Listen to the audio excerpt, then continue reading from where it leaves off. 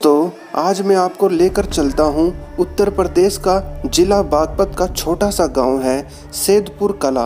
और इस गांव के साइड में यानी कि नदी किनारे अंग्रेज़ों की बनाई हुई एक ऐसी कोठी थी जिसके बारे में आज इतिहास में कुछ भी हमें नज़र नहीं आता। तो दोस्तों, आज की इस वीडियो में मैं आपको दिखाने वाला हूँ अंग्रेज़ों की कोठी और बताने वाला हूँ इसका वो इतिहास जो मैंने यहाँ के बड़े बुज़ुर्गों से सुना था, क्योंकि इसके बारे में आपको किताबों में नहीं मिलेगा, गूगल पर सर्च करोगे तो भी नहीं मिलेगा।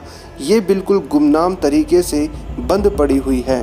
दोस्तों, ये जो सामने आप देख रहे हैं इसको बताया जाता है कि यहाँ पर अंग्रेज़ अपने घोड़े को बांधे करते थे और इनके बीच में जो कमरे हुआ करते थे, इन कमरों में जो उनके सैनिक हुआ करते थे वो रहा करते थे।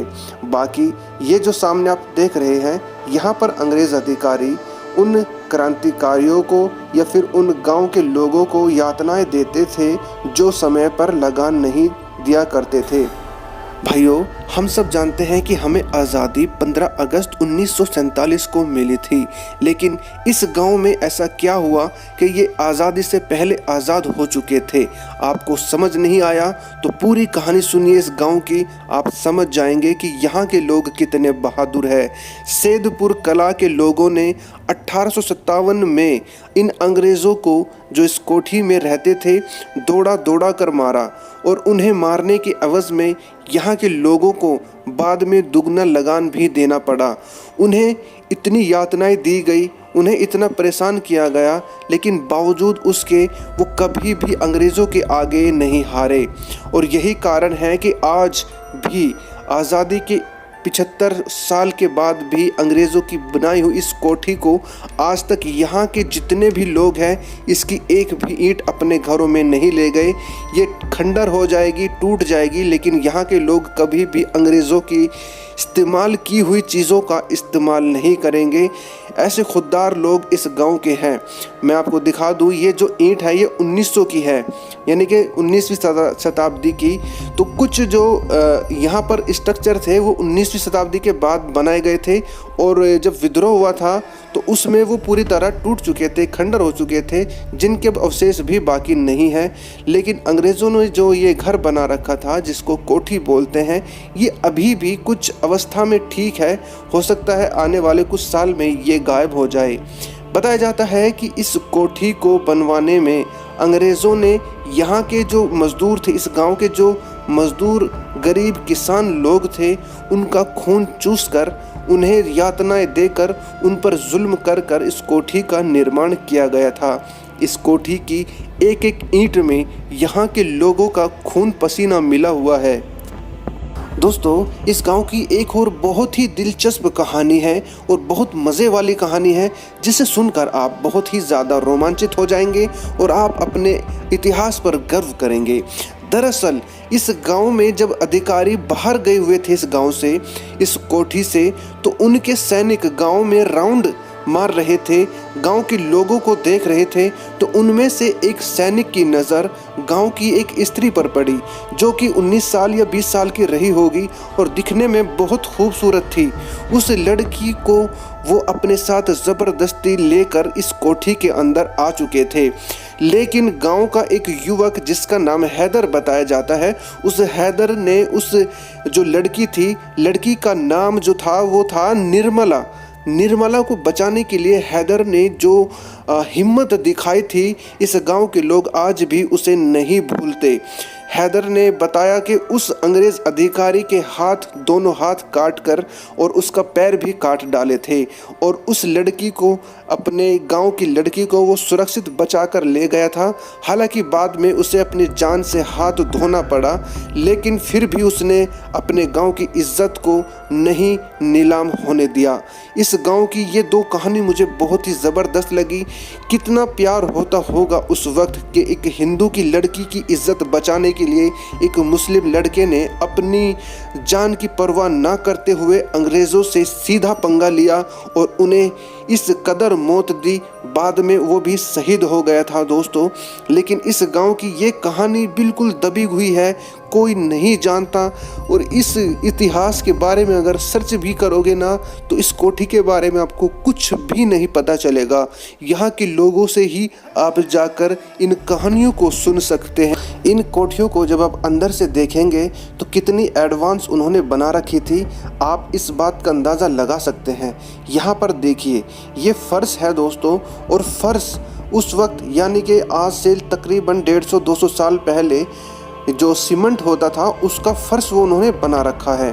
और यहाँ पर ये जो पेड़ है ये भी बहुत ही कुदरत का एक अनमोल नज़ारा ऐसे कह सकते हैं कि दीवार के अंदर से पीपल का पेड़, और काफ़ी बड़ा पेड़ है, ये निकला हुआ है। कोठी के चारों तरफ सिर्फ भांग ही भांग आपको नज़र आएगी।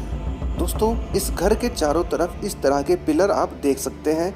इन पिलरों पर इसका बरामदा टिका हुआ था। दोस्तों, अंग्रेज़ों का यह घर दिखने में तो काफ़ी बड़ा है, लेकिन इसके अंदर केवल 3 कमरे थे, और ये वाला कमरा अटैच लेटरिन बाथरूम वाला कमरा है। यहाँ पर आप देख सकते हैं अंग्रेज़ों की जो टॉयलेट होती थी वो इस तरह की होती थी। और इसमें एक एडवांस चीज़ मैं आपको दिखाने वाला हूँ दोस्तों, क्योंकि इसके पीछे आप देखेंगे, यहाँ पर मैं थोड़ा सा जूम करता हूँ, ये वाली चीज़ उस वक्त पाइप के द्वारा यहाँ पर फ्लश भी किया जाता था।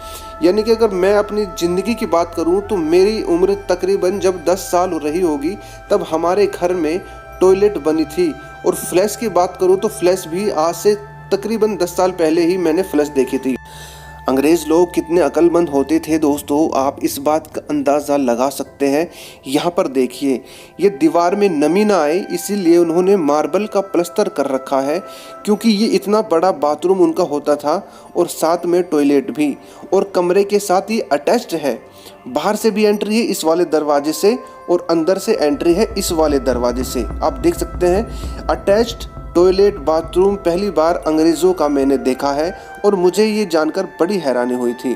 और इसी कमरे से ये वाला पेड़ निकला हुआ है।